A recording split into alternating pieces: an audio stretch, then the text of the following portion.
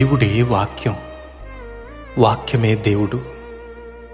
క్రొత్తగా జన్మించిన విశ్వాసి తన ఆత్మీయ ఎదుగుదలకు తల్లి లాంటి వాక్యం, తండ్రి లాంటి ఆత్మ అతనికి చాలా ప్రాముఖ్యం.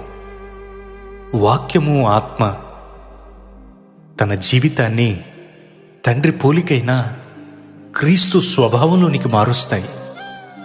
సంఘానికి శిష్యునిగా, సమాజానికి సాక్షిగా రూపాంతరపరుస్తాయి.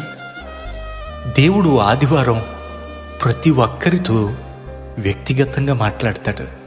పరిశుద్ధత, పరలోకం యేసులో సొంతం.